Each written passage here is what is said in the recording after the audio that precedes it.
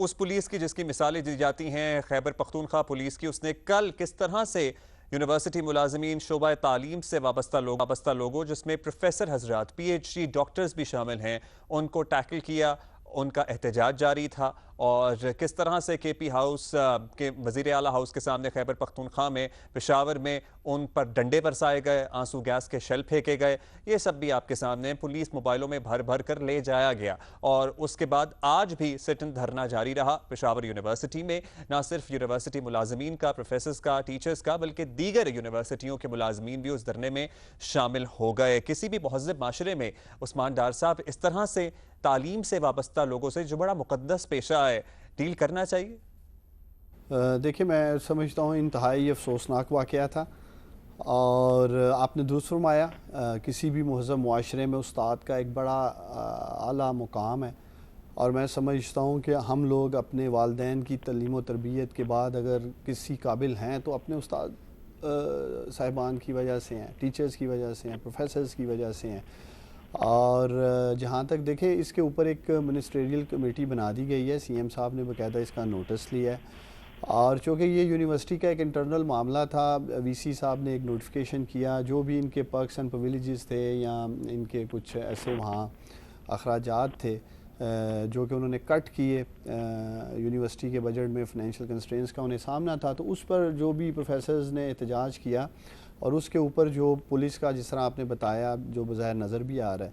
تو میں اس کی خود بھی مذمت کرتا ہوں، اور میں سمجھتا ہوں جو لوگ بھی اس کے ذمہ داران ہیں ضرور کیفر کردار تک پہنچانے کی ضرورت ہے۔ یہ کوئی اچھی ایگزامپل بھی نہیں ہم سیٹ کر رہے، حالانکہ ماضی میں بھی ایسے واقعات ہمارے سامنے آتے رہے ہیں، لیکن ہم نے اس سے بھی کچھ نہیں سیکھا۔ تو میں امید کرتا ہوں کہ اس کی جو بھی انکوائری رپورٹ سامنے آئے گی اس کے اوپر خیبر پختونخوا حکومت ضرور عمل کرے گی۔ چلیں، ونڈرفل، یہ تو آپ نے مذمت بھی کر دی، انکوائری بھی آپ کہہ رہے ہیں کمیٹی بنا دی ہے۔ ہم کوئکلی ذرا مظہر صاحب آپ کو بھی آپ کا کامنٹ ایک پچھلی بات پہ رہ گیا تھا، آغا صاحب آپ کی طرف بھی آئیں گے، لیکن کوئکلی اگر مظہر صاحب آپ بتا سکیں ہمیں کہ انکوائری رپورٹ کا انہوں نے اس واقعے کی بھی تذکرہ کر دیا، جو پچھلے سکینڈل آئے اسی دور حکومت میں ان کی انکوائری رپورٹوں کا بھی بڑا چرچا رہا، لیکن کوئی ایکشن نہیں ہوتا ہوا دیکھا، چاہے وہ پیٹرول والا معاملہ ہو یا اس کے بعد کے معاملات ہو۔ آپ کو لگتا ہے کہ صرف انکوائریاں تک ہی بات رہتی ہے، کوئی ایکشن ہوتا نہیں ہے اس کے بعد؟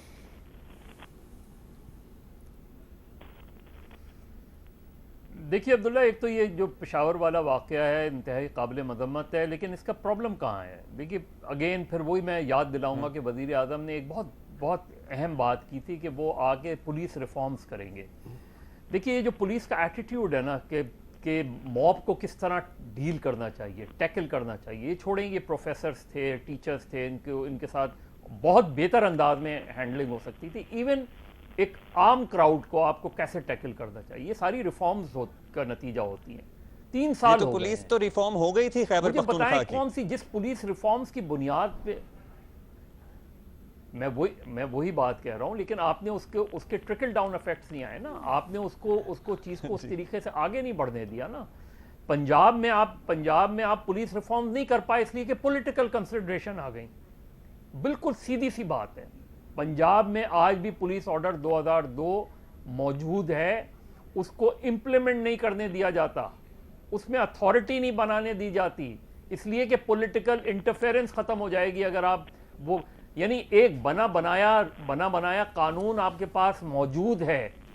آپ کو کچھ نہیں، صرف اسے امپلیمنٹ کرنے کی ضرورت ہے۔ تو یہ ساری چیزیں اس کے نتیجے میں آتی ہیں کہ آپ پولیس کی ہینڈلنگ، موب سے کس طرح ڈیل کرنا ہے۔ دوسرا، منسٹریل کمیٹی، آپ مجھے بتائیں کہ ایک گورنمنٹ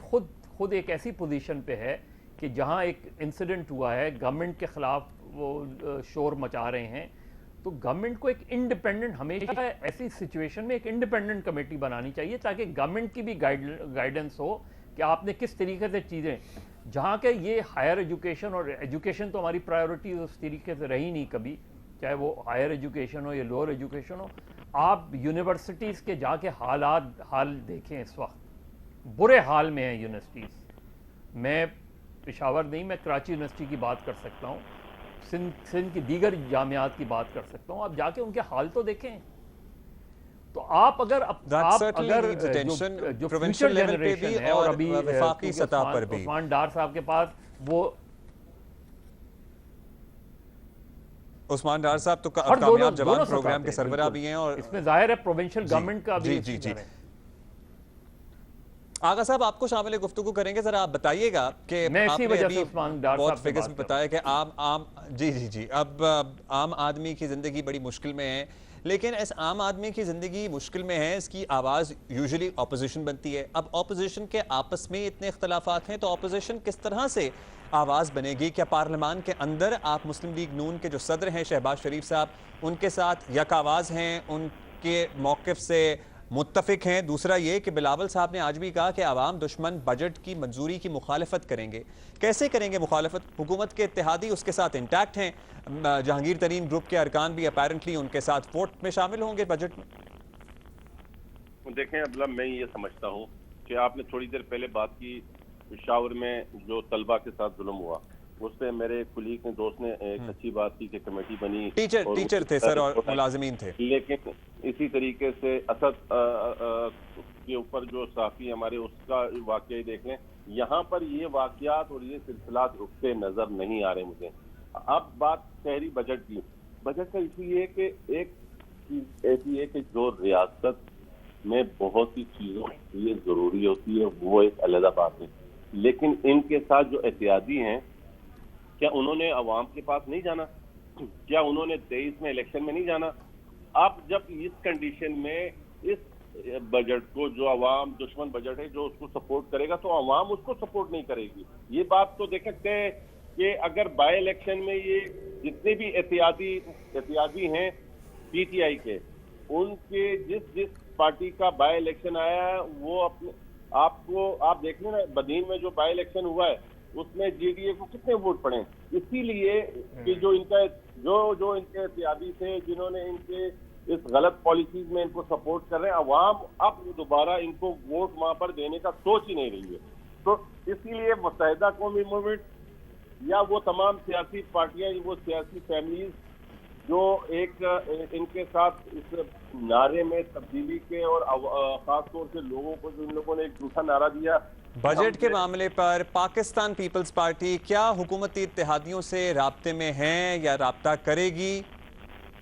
دیکھیں، ہم تمام اپوزیشن سے ہماری بات ہوئی ہے، اور آپ کو انشاءاللہ بہت جلد جو ہماری طریقہ کار ہے وہ آپ کو ہم بہت جلدی اجلاس سے پہلے ہی دکھائیں گے، بتائیں گے کہ ہم کیا کرنے جا رہے ہیں۔